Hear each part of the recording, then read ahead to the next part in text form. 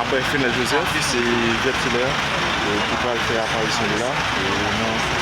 OPC, dans cadre activité, mais en tant musique, Josia, dans OPC là, dans là, Fenel Joseph qui est déjà entré, mais là c'est Vertilaire, les protecteurs.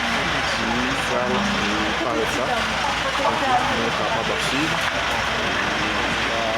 Il y a 6 machines. Conseiller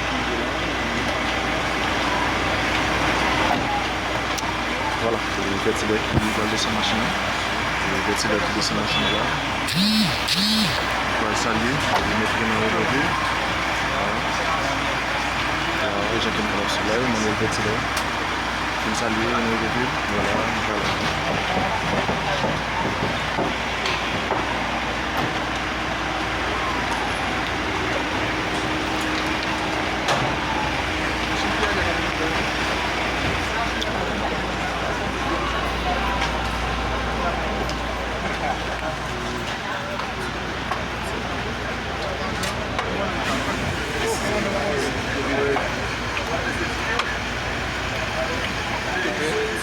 National d'administration légale, mesdames, messieurs, de la presse parlée, écrite, télévisée et en ligne, mesdames, messieurs,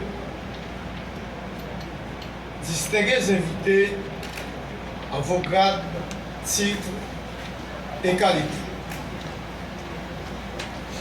Au nom du Conseil présidentiel de transition et en mon nom personnel,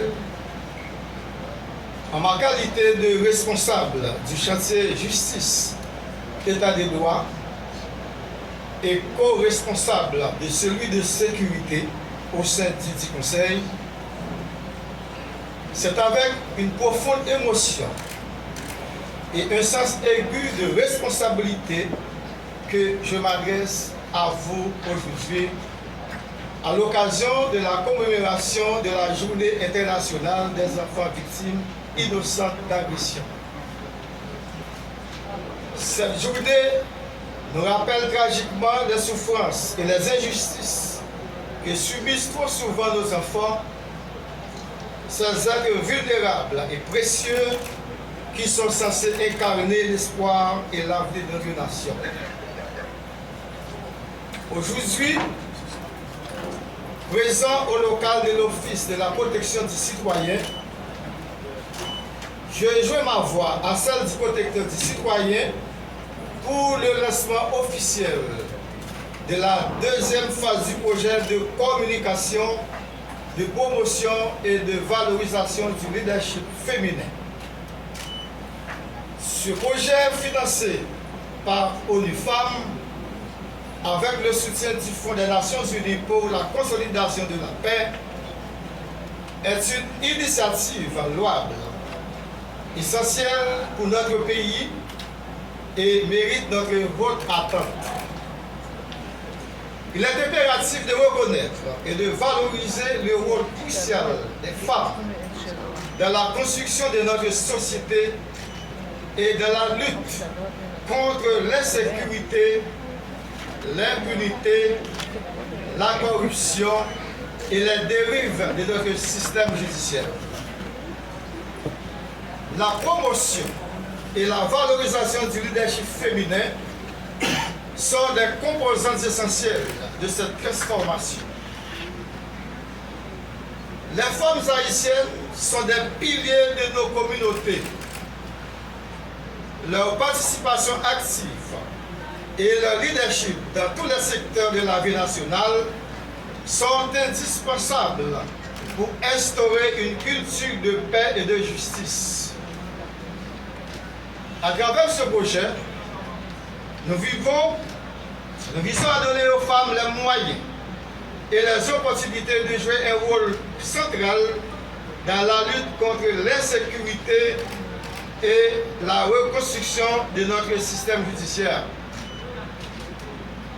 Haïti traverse depuis quelques années une des périodes les plus sombres de son histoire, exacerbée par la dissémination des gangs et burinée par l'insécurité et l'inefficacité de son système judiciaire.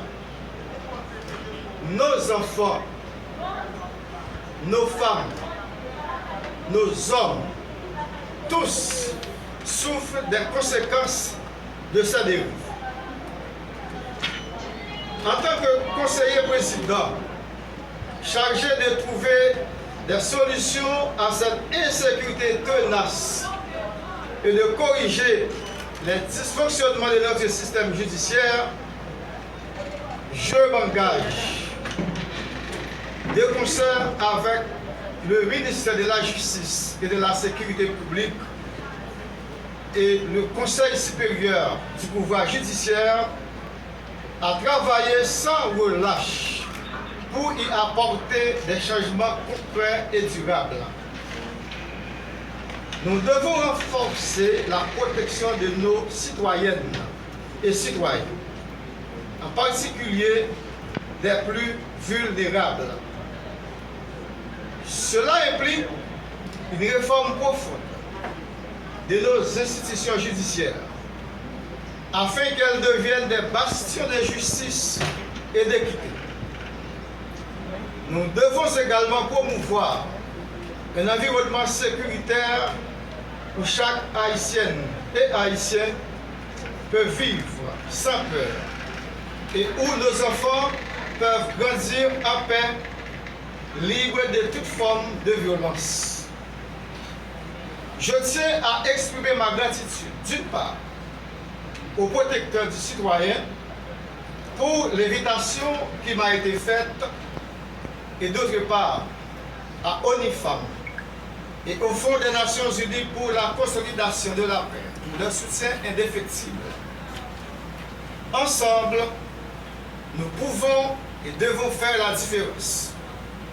Ensemble, nous pouvons bâtir une Haïti plus sûre, plus juste et plus inclusive.